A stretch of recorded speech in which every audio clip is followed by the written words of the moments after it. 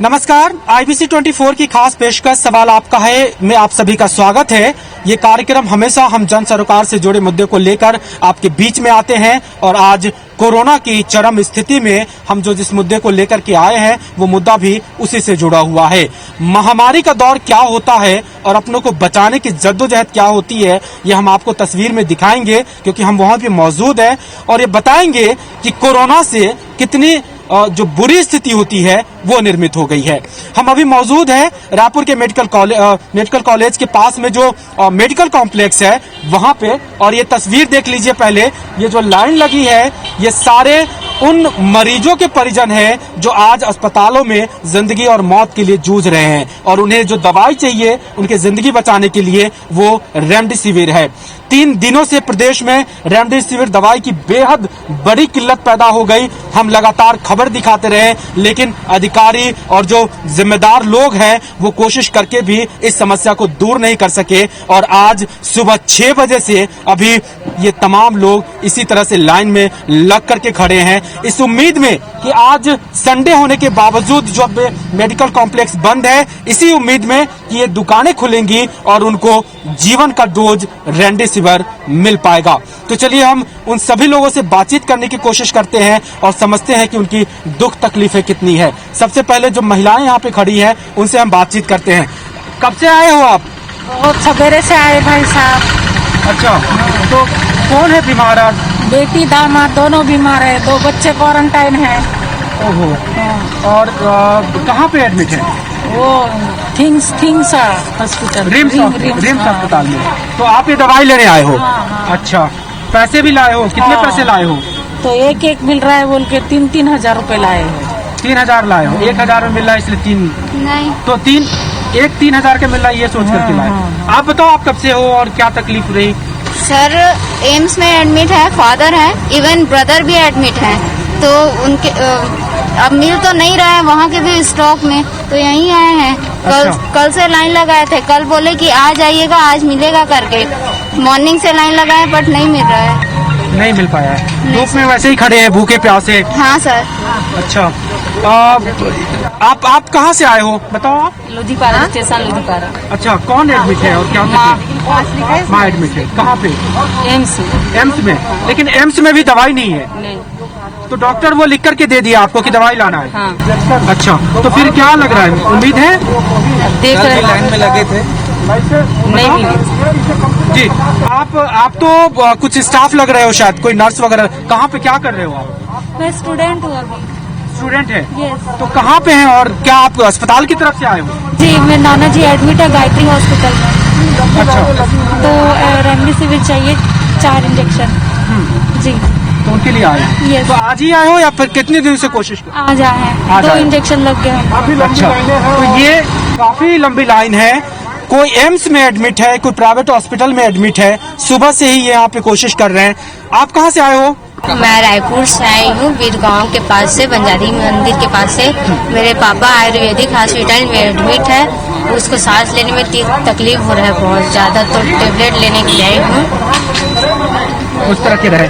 तो ये तमाम लोग हैं। सुबह से मैंने देखा आप तो बैठ भी गई थी थक करके। काफी कब से कोशिश कर रही है? मैं कल से कर रही हूँ। मेरे हस्बैंड जी एडमिट है। अच्छा, कहाँ पे एडमिट है? वो आयुर्वेदिक कॉलेज में है। अच्छा। उसको सीट नहीं मिल पाया था तो वहीं ले जाके की हूँ और उसको बहुत जरूरत है लेकिन मिल नहीं पा रहा। तो कब से कोशिश कर रहे हो आप? आज ही से कोशिश की कि आज सवेरे से आई हूँ और कल 1 डोज मिल चुका है उनको। कल से नहीं किए हो?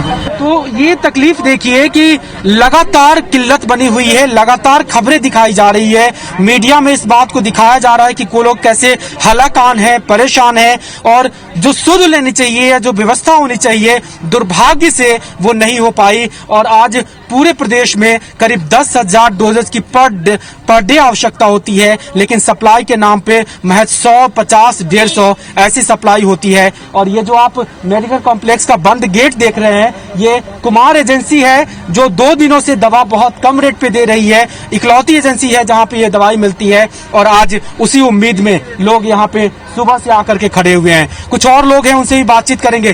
कहाँ से आए हैं आप और क्या तकलीफ हो रही है? मैं मेडिकल कॉलेज जगदलपुर में, मेरा रिलेटिव एडमिट है। जी।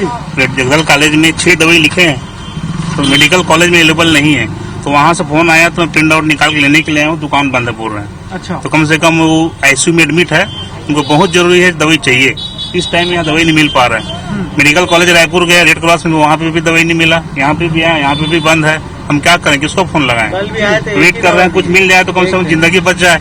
उधर वेट कर रहे हैं, 6 घंटे लगे दवाई भिजवाने में मेरे को। इसी इंतजार में है कि कुछ दवाई मिल जाए, एक भी मिल जाए, इसी इंतजार में है कि मिल जाए, इसी लगे हुए हैं। सरकार जल्दी ध्यान देवे, करे, कुछ तो कुछ व्यवस्था करवाए। बिल्कुल बिल्कुल करना चाहिए। इतनी धूप में आप सुबह से खड़े हैं। 8 बजे से आए हैं। 8 बजे से सुबह से आके खड़ा हूँ सर।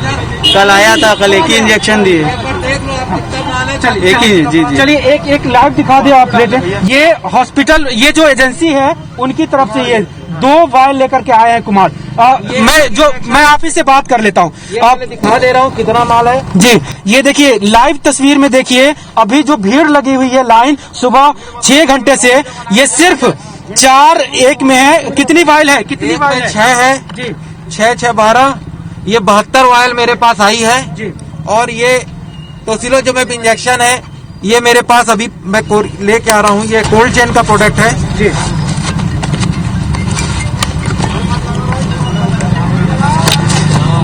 ये देखिए, ये मेरे पास 15 इंजेक्शन आया है। ये 72 इंजेक्शन मेरे पास आया है। जितना मैं बांट सकूंगा उतना बांटूंगा, उसके बाद मेरी कोई जिम्मेदारी नहीं है। और अब मेरे पास कल कोई माल आने वाला नहीं है और मैं कल किसी को कुछ भी व्यवस्था नहीं दे सकता, कुछ भी नहीं बांट सकता। आज सुबह से लगा हूं तो जाके ये मेरी व्यवस्था हुई है।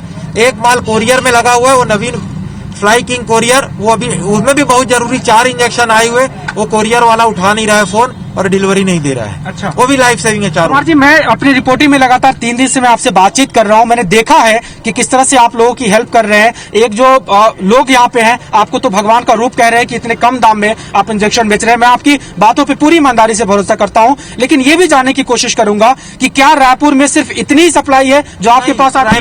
रायपुर में 12 लोगों की लिस्ट गवर्नमेंट ने जारी की है, कोई नहीं दे रहा है, कोई फोन किसी का पिकअप नहीं हो रहा है, सबको माल दिया जा रहा है। मेरे पास जो आया मैं जनता के सामने खोल दिया हूँ, जब तक मेरे पास रहेगा बटेगा। अब मेरे पास आज की स्थिति है कि कल मेरे पास कोई माल नहीं आने वाला है। अभी मेरे पास और कोई माल की कोई व्यवस्था नहीं। उन 12 में से किसी का नाम लेना चाहेंगे ताकि जिम्मेदारों से मैं पूछ सकूं? नाम किसी का नहीं ले सकता माल, क्योंकि मैं खाली इस मार्केट में 250 स्टॉकिस्ट होलसेलर है। मैं सिप्ला का स्टॉकिस्ट हूँ, सिप्ला में 10 स्टॉकिस्ट है। मेरे पास जायडस कार है, जायडस के 10 स्टॉकिस्ट है। मैं डॉक्टर रेड्डी का माल लेके आया हूँ, इसके भी स्टॉकिस्ट है। पर मैं अभी और व्यवस्था और सेवा देने की स्थिति में नहीं हूँ। मैं बड़े मानसिक तनाव से गुजर रहा हूँ। इतने सारे लोगों के, मरीज के रिश्तेदारों के बीच में मेरे को डर लगने लगा, भय लगने लगा। मैं प्रशासन का बड़ा सहयोग करता हूँ कि जो व्यवस्था दे रहे हैं तो इन लोगों को मिल पा रही है। निश्चित रूप से आपके लोग साथ हैं, आपकी तकलीफ भी समझते हैं, लेकिन मैं एक सवाल पूछूंगा कि क्या जब इतने सारे लोगों के पास स्टॉकिस्ट है, क्या कोई मानवता के नाते सामने आने को तैयार नहीं है? लेवल में सब कर रहे हैं भैया, लेकिन क्या है, सरकार माल ही नहीं मिल पा रहा है। सरकार करे क्या? 10,000 इंजेक्शन की डिमांड है, मैं 72 इंजेक्शन में क्या कर पाऊंगा बताओ, मैं क्या सेवा कर पाऊंगा? निश्चित रूप से। तो चलिए आप कम से कम दुकान शुरू कर लीजिए। 10 मिनट दीजिएगा, मेरे को एंट्री करनी पड़ेगी और सब भैया सब आधार कार्ड ये सब लिख लो, है ना? तो ये देखिए अभी 72 डोज यहाँ पे पहुंची और आप तादाद देख लीजिए कि कितनी लंबी लाइन है। प्रशासन भी इनके सामने है कि कोई भगदड़ की स्थिति ना मचे, इसलिए पुलिस प्रशासन यहाँ पे मौजूद है। अब जब वाइल आई है, बटना शुरू होगी। एक छोटे से वक्त छोटा सा ब्रेक ले रहे हैं और ब्रेक के बाद फिर जब ये सिस्टम शुरू होगा तो हम आपको दूसरी तस्वीर भी दिखाएंगे और दिखाएंगे कि किनके हाथ में वो आस उम्मीद लग सकी और किन्हें निराश होकर के वहां से लौटना पड़ा। वो सारी चीजें हम आपको दिखाएंगे और हम अपनी चर्चा को लगातार जारी रखे हुए हैं। अब वो तस्वीर देख लीजिए, जब 6 घंटे का इंतजार है और 6 घंटे के इंतजार के बाद अब जब दुकानें खुली है, लोग पूरी तरह से सट करके खड़े हो गए हैं इस उम्मीद में कि कम से कम उस उम्मीद की एक डोज उनको नसीब हो जाए और जो अपने उनके परिजन अस्पताल में जिंदगी और मौत से जूझ रहे हैं, शायद उनको जिंदगी नसीब हो जाए। ये स्थिति हो रही है, लेकिन पुलिस प्रशासन भी लगातार यहाँ पे मौजूद है व्यवस्था बनाए रखने के लिए कि भगदड़ की स्थिति न बन जाए। और अब ये गेट बंद कर दी गई है, अंदर भी पुलिस है और धीरे धीरे करके एक एक आदमी को अलाउ किया जाएगा और वो लोग जाएंगे और फिर अपनी अपनी स्थिति लेकर के आएंगे। जो पुलिस वाले यहाँ पे मौजूद है, क्या कुछ मुश्किल लग रहा है मैनेज करने में? नहीं, अभी तो फिलहाल ऐसी स्थिति नहीं है सर। जी जी। लेकिन क्या लग रहा है, संभावना लग रहा है कि कोई स्थिति ऐसी पैदा ना हो जाए, क्योंकि भीड़ बहुत है, दवाइयों का दोष बहुत कम है। अभी तो स्थिति के हिसाब से जो पहले सुबह से लगे हैं उनको पहली प्राथमिकता मिल रहा है। जेंट्स गर्ल्स को हम लोग मतलब अंदर से आपने कैसी व्यवस्था की, कैसे अलाउ कर रहे हैं? अब अंदर में एक स्टाफ रेडी लगे हैं, जिसमें जो पहला आया है उनको पहली प्राथमिकता मिलेगा। ठीक है जी। लेकिन कुछ लोग हंगामा कर रहे थे कि शायद अंदर चले गए हैं कुछ लोग। नहीं, उसको बाहर कर दिए हैं। वो पहले पूछताछ के लिए गए थे, उसको बाहर कर दिया है। सीरियल वाइज जो फर्स्ट आया है उनको पहली प्राथमिकता मिलेगी। जी, तो बिल्कुल पहली प्राथमिकता दी जाएगी और इसी उम्मीद में सब लोग हैं जो दूर दूर से आए हैं। सब लोग किसी न किसी, हर किसी के परिजन कोई न कोई यहाँ पे बीमार है, मौजूद है और उसके लिए उम्मीद कर रहे हैं। क्या लग रहा है आप लोग को, उम्मीद है कि मिल जाएगी? क्योंकि दवाइयों का डोज बहुत कम है। थोड़ा उम्मीद है जी, मिल जाएगा। मिल जाएगी। थोड़ा मिला तो ठीक है। मिला तो ठीक है। हाँ। कब से खड़े हैं आप? सवेरे 9 बजे से। कहाँ से आए हैं? यहाँ से रिम्स में एडमिट है हमारे पेशेंट। अच्छा, 2 पेशेंट सीरियस है। 2 पेशेंट सीरियस है। क्या लग रहा है ये पूरी व्यवस्था, आपको लगता है कि चलो आप तो हो सकते हो लकी की मिल जाए किसी को, लेकिन जो पीछे हैं कहीं ना कहीं वो भी उनके भी परिजन है, शायद उनको न मिल पाए। नहीं मिलेगा, शायद अभी आज नहीं मिल पाएगा सर। नहीं मिलेगा, आज नहीं मिल पाएगा। उम्मीद है कल फिर आएंगे। जी बताएं आप। है ना, मैं महासोम से बिलोंग करता हूँ और कल भी आया था। कल मैं वापस गया हूँ यहाँ से। अच्छा, और मेरे ख्याल में पीछे तो मिलेगा नहीं, तो मेरे ख्याल में गवर्नमेंट को इसको भरपूर स्टॉक देना चाहिए, क्योंकि किसी जान के ऊपर है भाई ये चीज। ऐसा मजाक नहीं है कि आप ऐसे ही निकाल दोगे आप किसी चीजों को। क्या ये जो महामारी का दौर है, आपको लगता है कि सरकार की जो तैयारी थी वो पूरी होनी चाहिए थी, वो पूरी है? पूरी नहीं है तैयारी, एक भी सरकार की नहीं है। खाली नाम मात्र सरकार कर रही है कि हम तैयारी कर रहे हैं, मत तैयारी कुछ भी नहीं है। आप देखिए लाइन लगे लोग सुबह एक दवाई के लिए, वो भी एक जगह खड़े हैं। क्या तैयारी बताएंगे आप इसको? जो दवाई था वो सीधा मेडिसिन में, मतलब हॉस्पिटल में मिलना चाहिए था। हमको लाइन नहीं लगना चाहिए सर, हम खुद रिस्क ले रहे हैं। आप व्यवस्था क्या होनी चाहिए, क्या सुधरनी चाहिए? व्यवस्था पूरी भ्रष्ट है, सरकार कुछ नहीं कर पा रही है, पूरी भ्रष्ट है व्यवस्था। सरकार चाहे तो इस मामले को सुलझा सकती है, लेकिन नाकाम है सरकार, अंधे बन के खड़ी।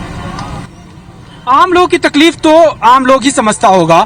कितनी मुश्किल होती है जब आपके परिजन अस्पताल में हैं, दवाई नहीं है, रात भर सो नहीं पाते होंगे, सुबह से आकर के आपको दवाई दुकान के सामने खड़े रहना पड़ता है। सर कितना बड़ा इशू है ये सभी जानते हैं, और ऐसे में अगर कि गवर्नमेंट चाहे केंद्र सरकार हो, राज्य सरकार हो, अगर वो लोगों की सहायता नहीं करेगी, माल आ रहा है, आने के बाद भी लोग डिस्ट्रीब्यूट नहीं कर रहे हैं, सिर्फ एक कुमार वाला ही सबको बांट रहा है। अगर ऐसे ही सबके अंदर भावना होती तो आज इतनी मृत्यु दर नहीं होती सर हमारे पास। जी, यही कारण है सर कि लोगों के अंदर की भावनाएं नहीं है, सब पैसे का व्यापार करने में लगे हुए हैं सर, और कुछ भी नहीं। बिजनेस बना करके रखे हुए हैं, खुद के परिवार के ऊपर होता है तो कहीं से भी दवाई की व्यवस्था करके कर लेते हैं, लेकिन दूसरों के बारे में भी उनको सोचना चाहिए। मतलब ये आप कह रहे हैं कि अधिकारी राजनेता तो ये सब तो अपनी व्यवस्था कर लेते हैं, आम लोग पिस जाते हैं। आम जनता भी ऐसा है कि हमेशा परेशानी होती है, मिडिल क्लास ही परेशान होती है और कोई नहीं होता। रायपुर से ही आए हैं जी, हमारे यहाँ हमारे पेशेंट है जी, उनके लिए हम दवाई लेने आए हैं। उम्मीद है कि मिल जाए।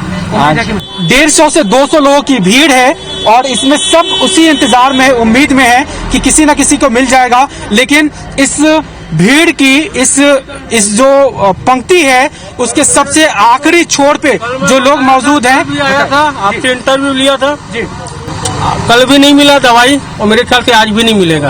अब बताओ सर क्या करेंगे? मास्क पहन लीजिए जी। कैसे करेंगे आप बताओ जी?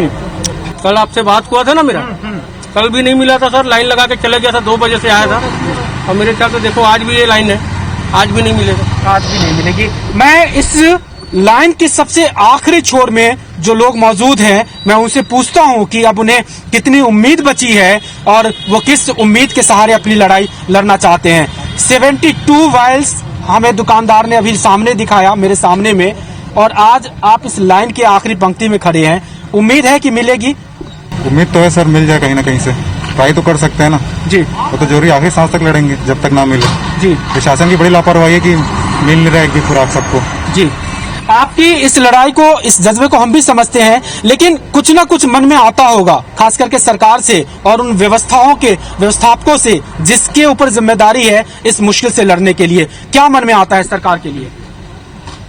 नहीं, सरकार ने जो भी जिम्मेदारी जिनके कंधे पे दी है उनको टाइट करना चाहिए, या फिर जिन्होंने जिम्मेदारी ली है वो निर्वाह करना चाहिए जी, ताकि ये हम जो समस्या जो आ रही खड़ी है ये ना है। लेकिन आज अगर चिलचिलाती धूप में तमाम लोग खड़े होकर के सिर्फ दवाई का इंतजार कर रहे हैं, क्या कहेंगे अपने सरकार के लिए और अपने उन जिम्मेदारों के लिए जिसे आपने चुना, आपने बनाया? सरकार इस पे पहल करना चाहिए सरकार को, कि जो ये इंजेक्शन का इतना शॉर्टेज है, ऐसा कोई कोशिश नज़र नहीं आता कि कुछ अच्छा पहल करना चाहिए कि कम से कम सप्लाई प्रॉपरली हो और मरीजों को इसमें लाभ मिल सके। कहना चाहूँगा कि तो शासन स्तर पर इस पर कोशिश होनी चाहिए। जो महाराष्ट्र सरकार जैसे पेपर में दिए बैन कर दी है, उस पर केंद्र के स्तर तक बात पहुँचा के उस पर सप्लाई के लिए कोशिश करना चाहिए शासन स्तर पर। जी अच्छा, ये बताएं, आप आखिरी छोर पे हैं, कहाँ से आए हैं, कौन एडमिट हैं, कितनी जरूरी है आपके लिए इस इंजेक्शन का लेना? इंजेक्शन का लेना तो बहुत ज़्यादा ज़रूरी है। मैं तिल्दा नेवरा से आया हूँ, 3 दिन हो गया, पिछले 3 दिन से। कल भी मैं 12 बजे रात को यहाँ से वापस गया हूँ। 10 बजे तक यहाँ लाइन लगा था। यहाँ भी स्टॉक ख़त्म हो गया था और साथ में आपका अम्बेडकर हॉस्पिटल का जो क्या बोलते हैं सर उसको, रेड क्रॉस सोसाइटी के पास भी खड़ा था। पहले तो उसको 1600 में दिया और जब मेरी बारी आई अब तो फिर 2600 में खरीदा हूँ कल लास्ट में। हाँ, तो ये नहीं होना चाहिए। ये जो वैक्सीन हर जगह अवेलेबल होना चाहिए।